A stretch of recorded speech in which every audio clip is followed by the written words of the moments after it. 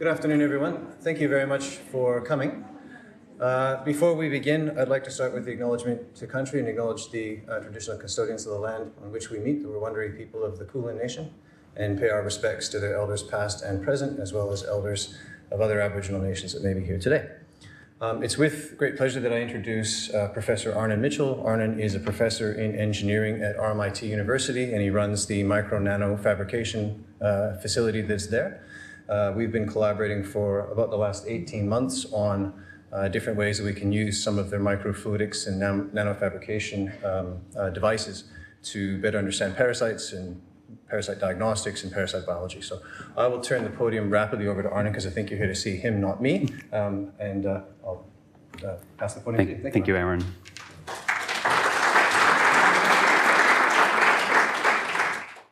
Okay, I'm Arnan Mitchell.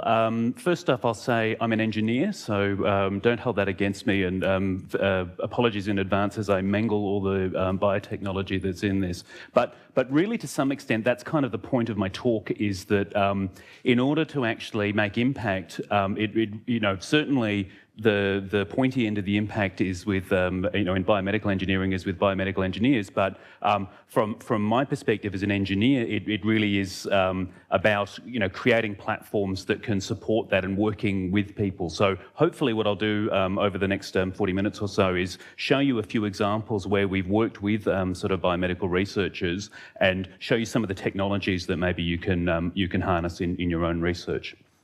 So, as a very quick overview, I will give a quick overview of RMIT, talk about some of the facilities, ending up with the facility that I'm the director of, which is the Micronano Research Facility. And I'll talk about some of the researchers who do research with our facility that I'm not going to dwell on particularly in the second half of my talk, but certainly should be of interest to you as well. And then I'll talk specifically about some of the research that I've been involved in. And the three areas I'm going to be looking at is sort of microplatforms for blood research, photonic biosensors, and I'll say now that my own personal research area really is in photonics, and I dabble and do enough microfluidics to sort of get myself into trouble, but so I'll spend about a third of the second half of the talk talking about some applications in photonics, and then the point of this talk, which is sort of moving towards an organ on a chip, which is something that Aaron and I have talked about for a while now. So, very quickly at a glance, this is usually a slide I put up for international presentations that I give. I did want to just emphasise that RMIT is a surprisingly large university. We've got 85,000 students and growing. I think that might even be 90,000 by now.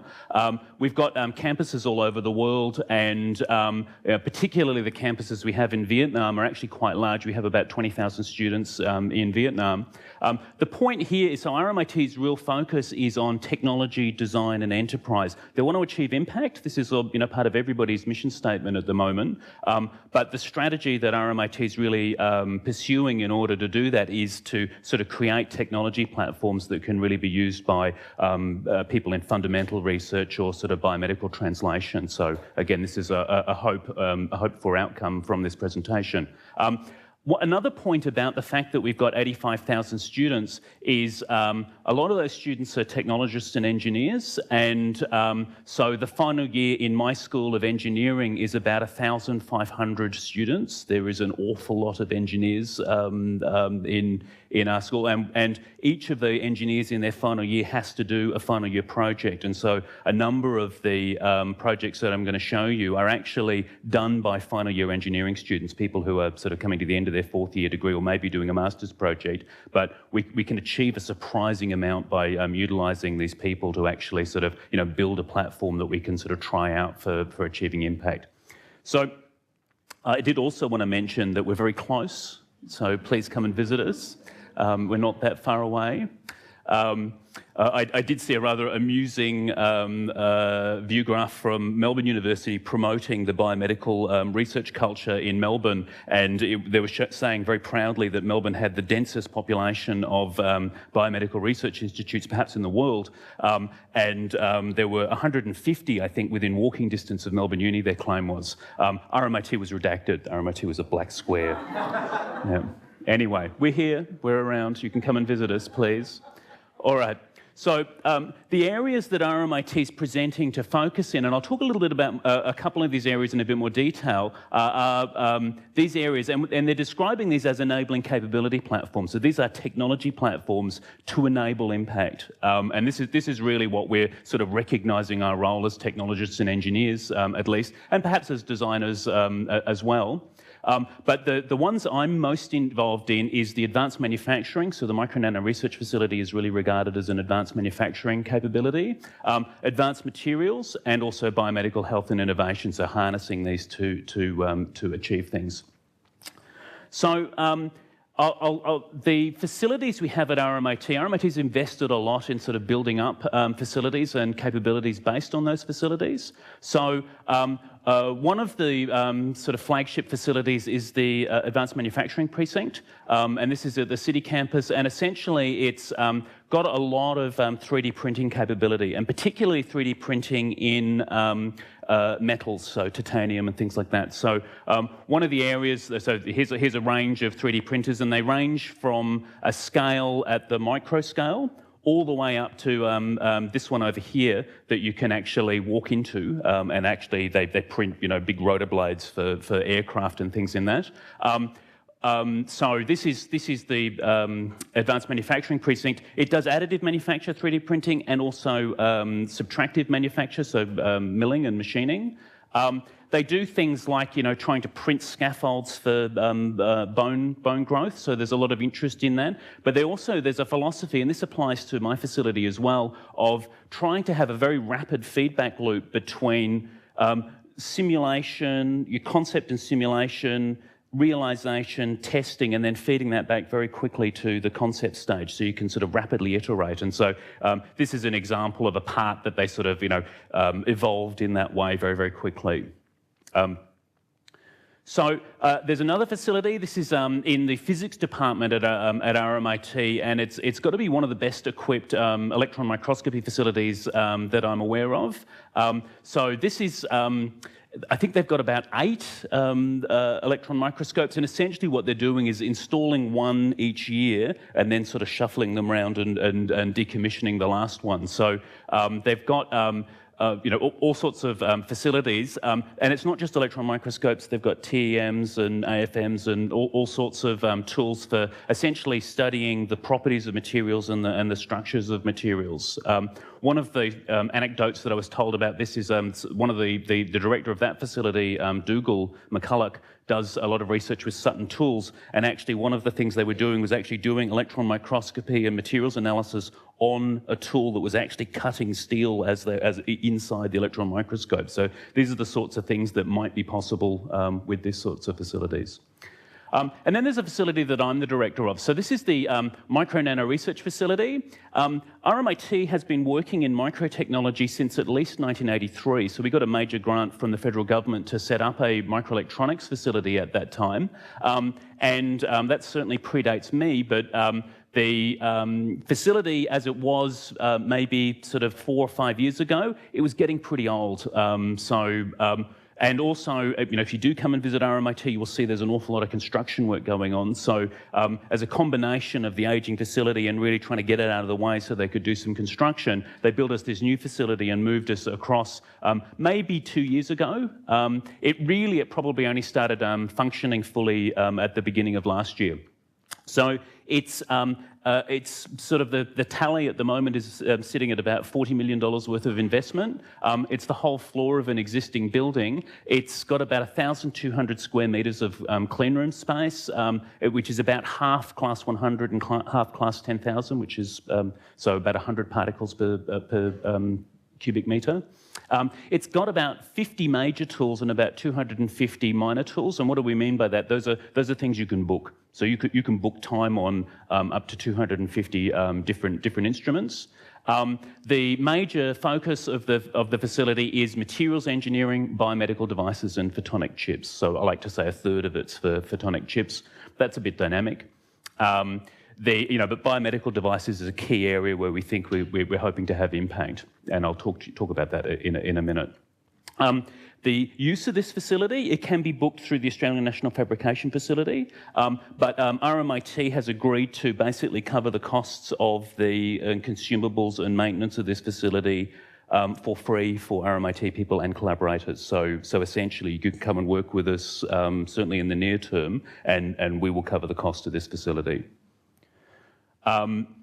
Here's just a floor plan. I'll skip over that. But basically what I wanted to mention here is this part is, so this is offices. There's a sensor lab, and I'll talk about this as a lab where there's a lot of research done on various novel nanotechnology-enabled sensors.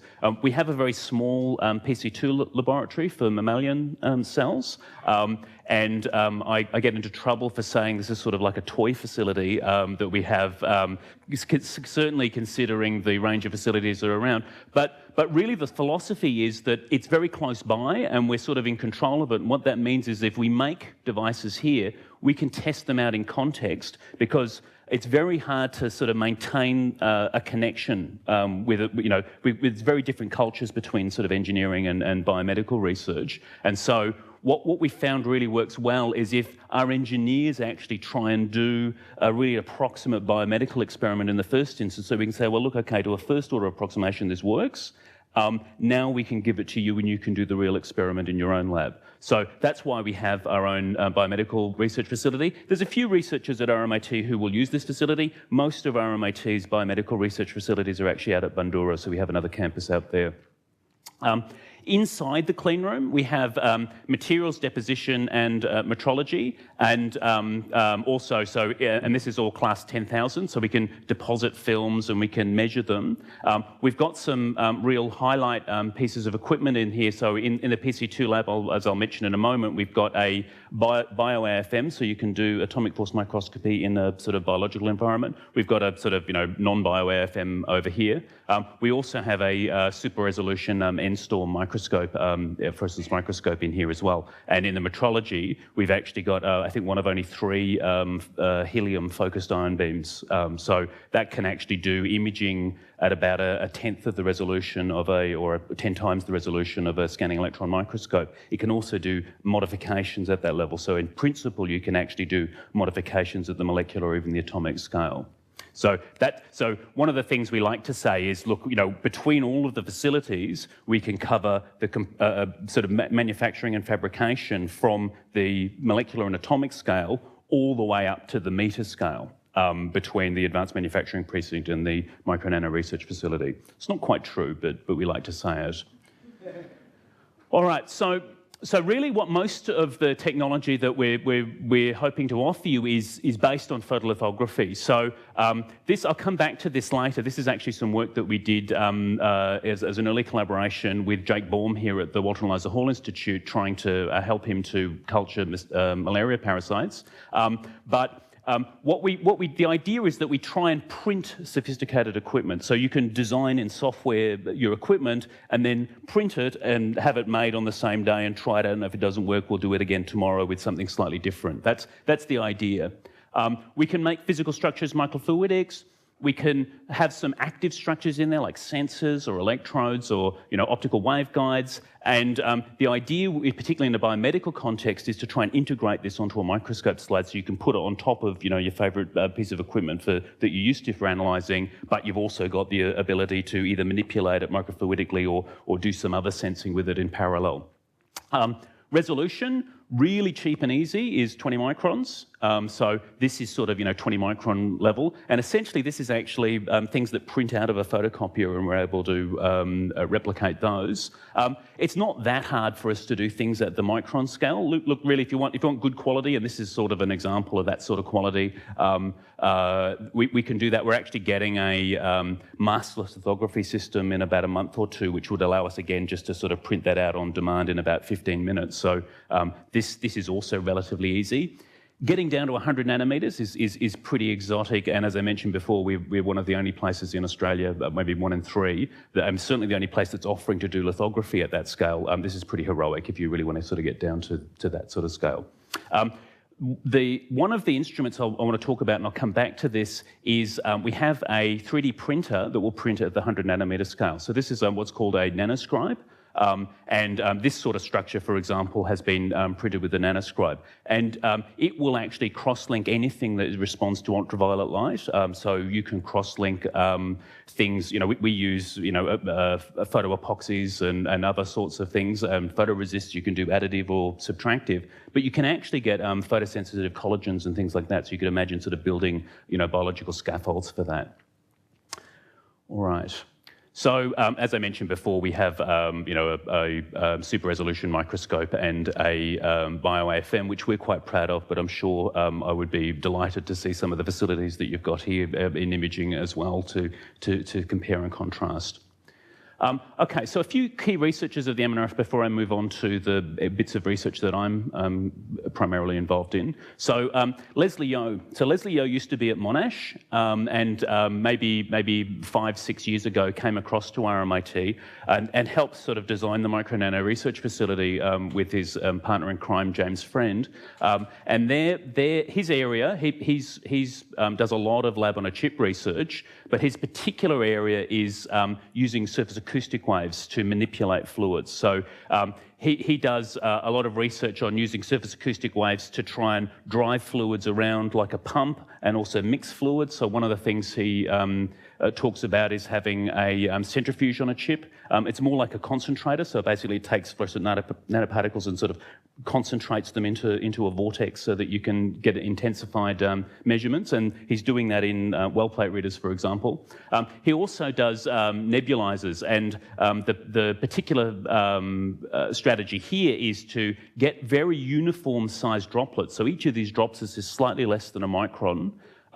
And the idea with that is that if they're inhaled, they will go deep into the lungs. And so also using surface acoustic waves, you can see it's pretty ordered. So you've got all these ripples. It's not just chaos, it's pretty ordered. And what that means is that all the energy is being delivered to breaking things up into the scale of about a micron. And so you can have very delicate molecules in there that are unharmed through this process. So he's using this as a drug delivery technique for RNA for lung cancer treatments, I believe.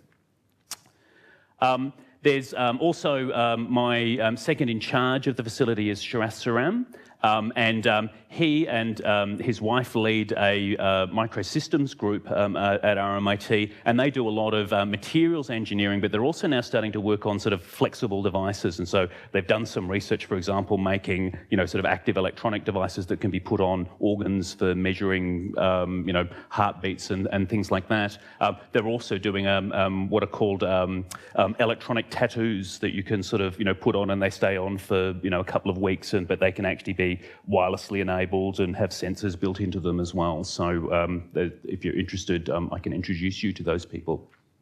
Kourosh Khatib is the head of the Centre for Advanced Electronics and Sensors. He does a lot of research in very fundamental research in nanoparticles and particularly 2D materials. So he's achieved quite a lot of fame quite recently with his work on 2D materials. But also you might have noticed maybe in the Age, maybe a week or two ago, there was quite a big feature article on this capsule that he's been making, and basically what he's done is he and one of his PhD students have made these nanoparticle-enabled membranes that can detect methane and oxygen and other gases, and he's integrated that into a capsule that you can swallow, complete with batteries and all the wireless communications and everything that you might expect to be able to use this autonomously, and is currently trialling that on humans. In fact, the journalist who wrote the article on this, so this is an article that's appeared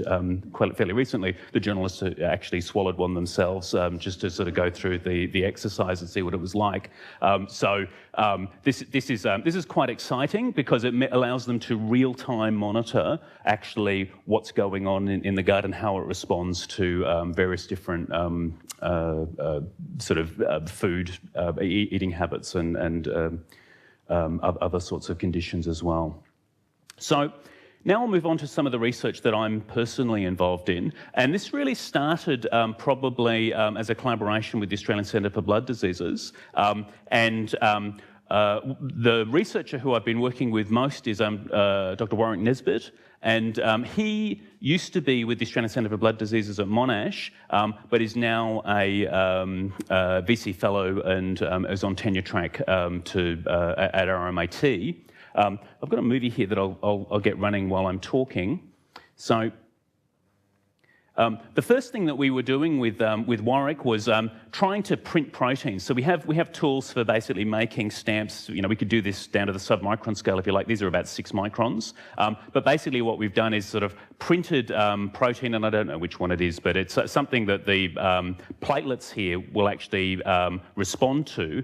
And the idea is this is all on a microscope slide, and so you can sort of watch the platelets sort of responding to these proteins and then spreading. And the experiment here was having a lot of different sizes of these and separations between them to see if they could sort of jump from one to the other, and sort of is there a threshold of gap that they can sort of cross, and also how do they respond to flow? Can you actually make them spread more by putting a bit more sort of shear force on them, and look at how they respond to those sorts of mechanical forces. So. This was actually quite a few years ago now, but Warwick is still interested in studying some of this research. So back then, Warwick and I took on a PhD student, and this is Francisco Tovar, who is also now an academic at RMIT, and came up with this fairly simple microfluidic chip. It's basically you've got a reservoir here that you can fill up with blood. The blood's stained with fluorescent dye so that you can easily see it under a microscope. That's why it's bright pink. And then you just draw it out with this tube. And in here, there's a sort of a microfabricated little artificial stenosis that looks a bit like this. And the experiment that they were doing was essentially on a live mouse. They were trying to crush the artery and look at how the blood clotted in response to that. And they had submitted that off to Nature Medicine, and basically the response came back saying, look, this is really interesting, because the claim was that it was possible to stimulate blood clotting mechanically rather than chemically. But they said, look, the mouse is very complicated. This mouse, you know, there's all sorts of things going on that you're not in control of. So we want to see some sort of in vitro experiments. So we helped them to basically develop a simple model, trying to take the chemistry out of the equation, but keep the geometry as close as possible. What we found, though, in doing this was that you could actually learn a surprising amount from this. For example, this picture here is at once, the colour map here is actually a numerical simulation using finite element modelling, predicting what the shear stress is. The arrows here are actually a measurement using particle image velocimetry. So what you can see is you can actually analyse this very, very precisely and not only predict but actually measure what the shear stress is actually going on in that chip, and then correlate that directly to the response of the blood. So this did eventually get published in Nature Medicine, which we were pretty proud of. But it's a really good example, I think, of how sort of an engineering platform, and from our perspective, this is a pretty simple engineering platform, but it was what he needed in order to actually achieve the outcome that he wanted. So that's again, I feel like this is our role as technologists, is to do what's required in order to actually achieve the outcome that everyone wants. So from there, the three of us took on a PhD student, and what we figured was, okay, RMIT, actually one of the heads of research centrally at RMIT is a control theory expert. This is Xing Yu. And what we figured is if we could actually make it active, we could actually, rather, the previous chip basically just had a constant shear stress. What we figured is if we could actually sort of dynamically, it's an extremely nonlinear system, obviously, but if we could actually use some of the sort of sophisticated control theory that Xing Yu had come up with, we could try and extract some of the nonlinear response parameters from this and use that potentially as a diagnostic. So the simple thing to do here is basically look at the aggregate size here, basically just measure the area the aggregate. That's essentially what you're seeing on this plot here. But if you can sort of extract some of the other parameters out of this, like the rate at which it aggregates and how quickly it responds to the aggregation, maybe there's some more information there about actually what's going on at a sort of chemical and biological level. We made some progress with this, but really this is sort of two pretty distinct fields, and there's an awful lot of sort of investment in sort of overcoming some sort of silly technical problems in order to actually make that impact. So we're still interested in pursuing that, but we probably need some additional resources to really push that over the line. This work is ongoing. I've got this is some work that was done quite recently by Rose, who was an honours student last year and has signed on to do a PhD with the Australian Centre for Blood Diseases and Monash, but co-supervised by Warwick, who's with RMIT. And what Rose is doing, she's a sort of doing a medical doctorate degree. And she's trying to show that this chip can really be used actually as a diagnostic. So he's doing proper clinical trials with it and analysing it. Again, there's a lot of sort of support work and making sure that we can make the same chip every time, hundreds of times over, in order to be able to do that properly. And you know, we feel like that's kind of our job. Okay, so changing gear a little bit, I'll move on to photonic biosensors. I'll come back to some of these themes in the last part where I'm talking about organ on a chip. So my area, as I mentioned before, I'm actually a photonic chip person. This is really my strength in research. This chip isn't a chip that I designed and made. This is actually a chip that was made by Professor Laura Lechuga, and she's at the Institute for Nanotechnology in Spain. But she's actually her strength is biochemistry. So it's a bit odd that she's doing chips and I'm trying to do the biochemistry. But anyway, we're working together on this. And the idea here is that you've got an optical waveguide here that sort of traps the light in the waveguide. So it's a little bit like a total internal reflection microscope system. And then you functionalize the surface with antibodies that will respond to the thing you're wanting to detect. And when they arrive at the surface, the light sees them and just basically slows down. There's just more sort of dielectric stuff on the surface, so the light slows down, and you're able to detect, you know, use a reference and the active arm, and you're able to detect whether the stuff has arrived at the surface. So I sent one of my PhD students over here, who's mostly a microfluidics person, over to Spain to look at trying to work with Laura on this, and basically said, okay, go and use this chip and use it the way that she uses it to do a sort of a diagnostic experiment. And so I got him to put this slide together, basically outlining these are the steps that you go through. Once you've actually made the chip and you've functionalized it and you've aligned all the light sources and detectors to it, you need to, after it's functionalized, you need to run it with buffer. Then you need to put activator solution on it, run it with buffer again, put the thing on you're trying to actually measure, run it with buffer again, and then put a blocking solution to sort of switch all the sensors off, and then run it with buffer again. So this is all done by hand. This is all basically, you know, put a beaker in, draw the stuff through, and there's a lot of sort of room for error, and it's quite skilled to do all of that sort of stuff. And there's two different modes which are pretty similar. The particular project he was meant to be working on was meant to be an unattended sensor that would sit on a buoy in the ocean for detecting antibiotics that might have turned up in the ocean. So basically, you know, you weren't going to be able to do this. This all had to be done sort of automatically. So what my student Crispin did was basically design and implement a fully automated microfluidic system. And so this is you know, fairly sophisticated, but the idea is that we can actually design these and print them out and realise them with about maybe a week turnaround. So we can sort of think up something, print it out, make it. The cost of making it isn't really significant. It's really the time involved is the important thing. So this is sort of what I was talking about with sort of designing new pieces of equipment and then implementing them very quickly and then getting the feedback loop. So I've got a picture here, a movie here of it operating, which I'll just get going. So the idea here is you can have 6 different reservoirs, And I think the active region is sort of on these different arms. One's an exhaust and one's the active region, and you can basically choose which of these reservoirs you're actually sort of pumping over the surface here. And you can potentially do mixtures of them. So you've got sort of control valves here. It's got an unchipped pump. So all of the tools and bits and pieces that you would want in order to actually do that entire experiment automatically.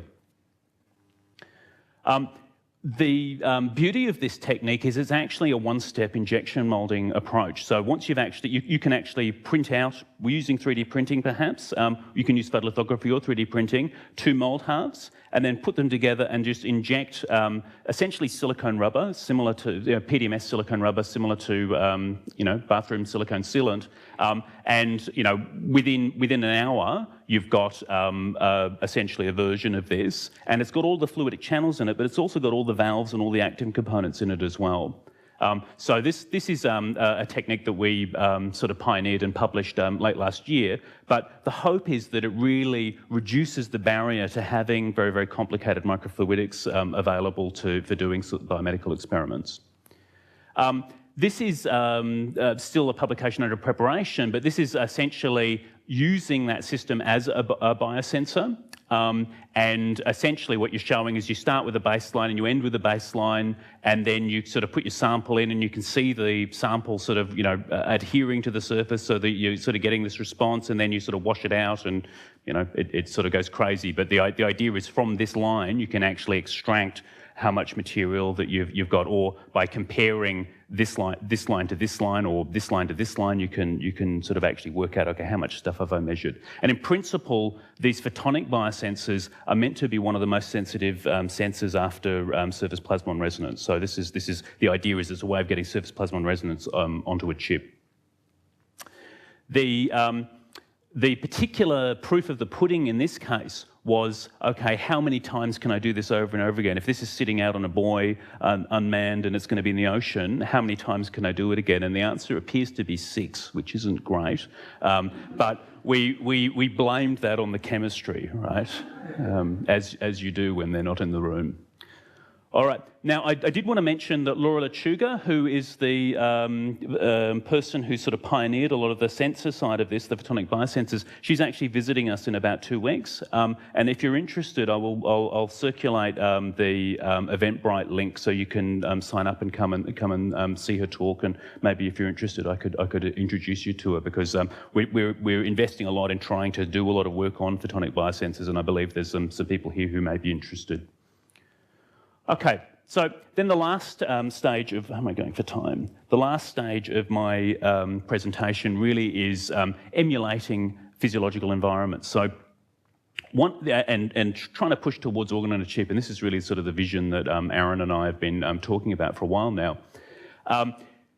The first thing I'd like to talk about is, so this is some work that we did with Jake Baum, and it's around about 2010, and again, as I mentioned, this was done by one of our fourth-year engineering students. So it's the sort of thing, like if you want to do this sort of pioneering research, we can supply kind of the manpower. It does need to be teamed up with someone who knows what the system's meant to be doing on this side, but we can supply the manpower for actually sort of making the platform and making sure that it really works. But the idea here was, if you had this sort of complicated platform, and this was, we talked about this as being sort of an artificial mosquito stomach.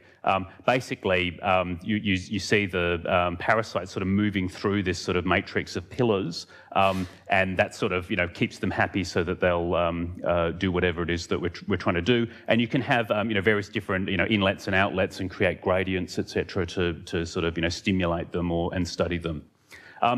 Much more recently, we were talking to Aaron about this and saying, hey, look, we've done something similar to what you're interested in before. So he was interested in finding someone who could make this sort of a chip, which is basically, again, a matrix of pillars, but he's interested in having these Ascaris parasites in it. We figured before we went to the full Ascaris parasites, especially because we had a visiting young researcher from Germany doing the work, she didn't want to work with these parasites. So we did the work with C. elegans to start with. But the idea here is that you can sort of introduce the worms into this environment You can also introduce gradients of media. So there's reservoirs on this side, and there's a sort of inlets and outlets. So there's multiple inlets and outlets for putting in gradients, and you can see this cascade of Y-splits for making sure that's uniform across this thing. And you can see circled here, because you can barely see them, these are the actual parasites. So this little black dot there is actually one of the worms that we're trying to study. Now, this is a zoomed-in image that we took with our microscope.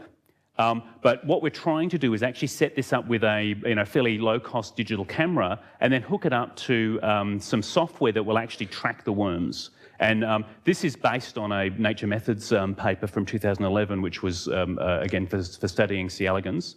And so we're now ready. I believe Arnan is hopefully getting the Scarus parasites pretty soon, and we can sort of provide maybe an honours student to sort of continue this work, and hopefully by the end of this year we'll actually have some results similar to this, but with the Scarus, and maybe be able to study how they react to various different chemical stimuli. An important player here is Dr. Kashaya Koshmanesh. And he's really one of the experts working in microfluidics, and particularly in sort of biomedical applications. His partner in crime is Sarah Baracci, who does the sort of biological side of things as well. So she's based out of Bandura, but often is found here in the city. And Cash works a lot with the Micronano research facility and is based in the city, but very, very dynamic collaborators. Now, I knew that Robert was going to be here, so I thought I'd better call him out here. So some of the work that we've been doing for quite a long time now with Robert Medcalf and his team at the Australian Centre for Blood Diseases is trying to actually emulate the brain-blood barrier. And Crispin, again, who sort of made that sort of technical marvel active chip with Laura Lechuga, has been working on trying to make this chip here. And what this chip here is basically it's a double-decker chip, again made with the same injection moulding process that I talked about before, but it actually incorporates a sort of perforated polystyrene membrane here that actually allows these two sides to talk to one another. And so what we've been trying to do, and with some success, is culture endothelial cells on this side, and do that in the presence and in the absence of astrocytes on this side, and try and actually sort of make something that behaves a little bit like the brain-blood barrier. We've had some success. We've gotten some, relatively healthy sort of endothelial layers, and have sort of been able to sort of show that you can use this chip even with all that microfluidics from both sides. You can put that on a really high resolution microscope. So that was one of the design challenges here. And you can also see that there's electrodes here which we intend to sort of do sort of resistivity measurements through this membrane. So it's not quite there yet, but the platform, there's a lot of work being put into it, and it's showing a lot of promise. What we're doing now is trying to sort of automate as much as possible and make it as reliable as possible, the endothelial layer growth, because this seems to be where we get the most variability. So again, hopefully some of the automation approaches that we've been working on over the last year, we can now bring back into this environment to make this much easier, so you don't need to really draw on a lot of skilled RAs to sort of do all the preparation for you. Something else, so one of the things that Warwick has been talking about quite recently is that polystyrene membranes aren't a really good model for the sort of material that actually makes up the brain-blood barrier. Actually, it's a bit hard, and really, you'd be better off with something like collagen or something that's sort of a bit softer and a bit more elastic. So one of the things he's been looking at with this is Kate Philippis, and she was an honours student last year and is now a PhD student, is essentially looking at how the elasticity of the substrate on which the platelets are sort of adhering actually affects their functionality. And so what you can see here is various different levels of elasticity. And you can see basically these are sort of different classifications of a morphology, and you can see the statistics that basically the elasticity makes a huge difference. So one of the things we're looking at now with our injection molding technique is whether we can actually engineer in regions of controlled elasticity. So you can have, you know, more elastic parts of the chip or stiffer parts of the chip depending on what sort of biological functionality you're looking for. So lastly, the objective really of the discussions that I've been having with Aaron is sort of taking a lot of these technologies and trying to apply it to making sort of a gut on a chip. So trying to sort of come up with something that actually looks like a human gut so that we can do as physiologically relevant experiments as possible. So, you know, those parasites going through that little maze of pillars, that's interesting, but it's not really a good model of actually the environment that they exist in. So there's been quite a lot of work recently in this sort of area. So here's just a couple of examples from the last couple of years. But the idea here is it's very similar to the brain-blood barrier model that we've been working on with Rob Medcalf. But maybe there are these sort of, you know, structures built into that to sort of, you know, better match the sort of villi-like wall of the gut. And we can make that. You know, our injection molding technique can basically, we can sort of pattern things arbitrarily. I mentioned before that we've got this 3D printer that can do things at 100 nanometers. We can print structures, textures with 100 nanometer resolution onto our injection molding dies and replicate those pretty routinely. This is one of the things that Kashaya and one of our current master students is working on at the moment. So we think certainly from an engineering mechanical perspective, making things of this form is well within our capabilities and could be done on within a week. Certainly, this is a really nice example of that sort of structure, but in a double-layered chip that can be sort of mechanically stretched. So this is really looking at sort of the mechanosensation of some of the material here. Again, we can do this. We're doing this now. I showed you before that that valve system. We have the tools for being able to make these sorts of structures and actually, in an automated way, have a computer control the stimulation of those membranes and stretching those sorts of things. So we can do these sorts of structures. The missing element here really is people on both sides. I can supply engineers who can sort of make these sorts of structures, but there needs to be someone on the other side who will work with that engineer to really say, okay, is this really a good model of the biological environment that I care about? And so Aaron and I are talking about having some co-supervised honors students perhaps who can work together on that. So that brings me to the end of my talk. So in summary, I've sort of introduced you, hopefully, told you something you didn't know already about RMIT, and please do come and visit us. We're not that far away. You should have my email. I'd love to hear from you if you'd like to collaborate. I've talked about sort of our history in microtechnology for blood research. Warwick Nesbitt, who's working quite closely with me, is really sort of the driving force behind that, but he collaborates pretty broadly. He also collaborates with CSL and other researchers in Melbourne Uni as well. I talked about photonic biosensors. Aaron's told me that a few of you might be interested in this.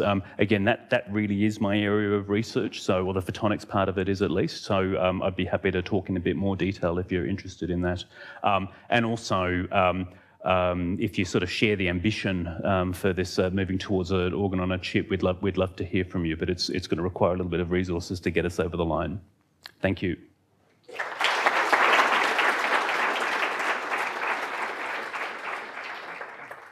Thanks very much, Arnan. I'll go ahead and let Arnan drive the questions, but I'll open the floor for people if they have some questions they'd like to follow up with Arnan down. We've got plenty of time.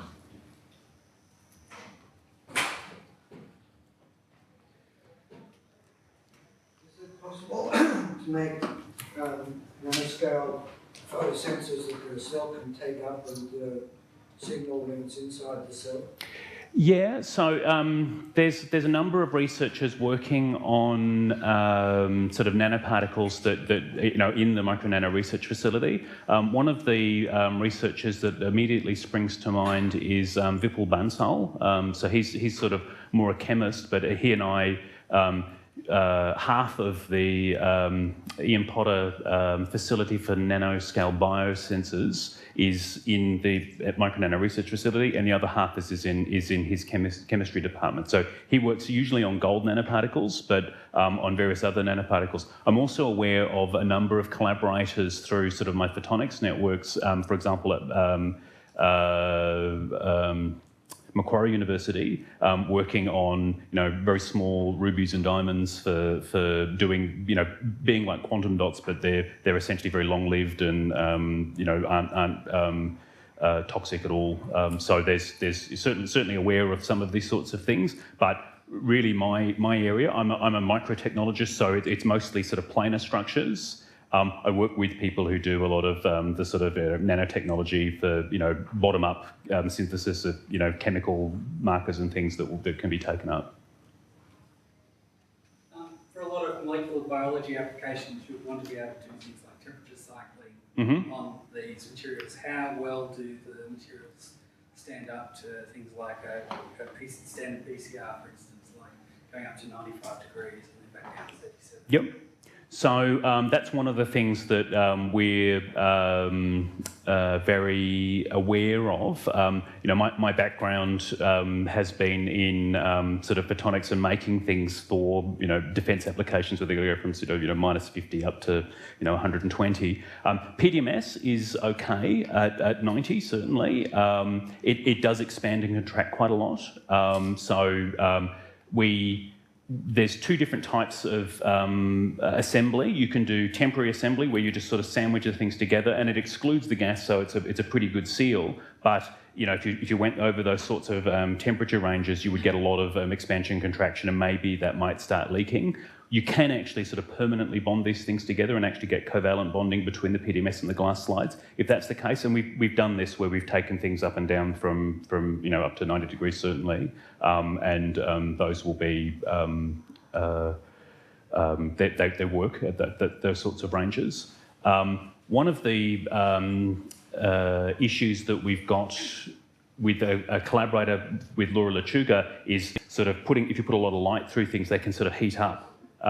And so we are looking at ways that you can actually sort of moderate the temperature on chips. So you can have hot and cold fluids that you can put in to actually cool the chip, or if you need to be able to do that. But certainly, will it survive at 90 degrees? No problem. But can you control the temperature? Sure, you can do it with fluidically.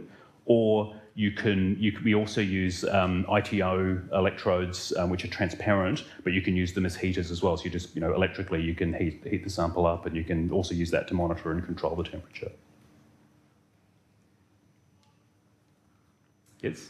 Are you using materials that have different refractive indexes? So, for example, if you want to image through a chip, there might be water on both sides or something like that, and we want to make sure that there's no change in the refraction index. Do you have different materials for that? Yeah, so short answer is yes. The long answer is that PDMS has almost the same refractive index as water. So once the chip is actually filled with fluid, actually it's a bit hard to see where all the channels are, because the refractive index is almost the same as water. That can be an advantage or a disadvantage depending on what you're trying to do. For the photonic chip applications, really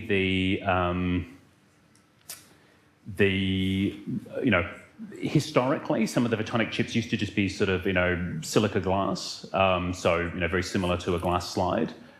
The chips that Laura Lechuga uses are actually made out of silicon nitride, and the refractive index of that is about 2, so it's quite a high contrast with water. That's important. What you want is to have very, very compact structures where you can sort of have the light going around bends and things without it sort of leaking out into the environment. And so actually having a higher refractive index is a benefit in that regard. You can still do microscope imaging through the silicon nitride. It's not a big deal. So you can have these waveguides and image through it. You just got to account for the fact that there's this sort of high index material in there. So for example, if you're trying to do something like turf, you would need to, sort of accommodate for the fact that there's this high index film on the surface. The material that I often use is actually silicon itself, and silicon has a really high refractive index of 3.6, so way above water. It's also opaque at visible wavelengths, so it's very hard to see through. You can at infrared, you can see right through it, no problem. But you put it on a microscope, it looks grey, black.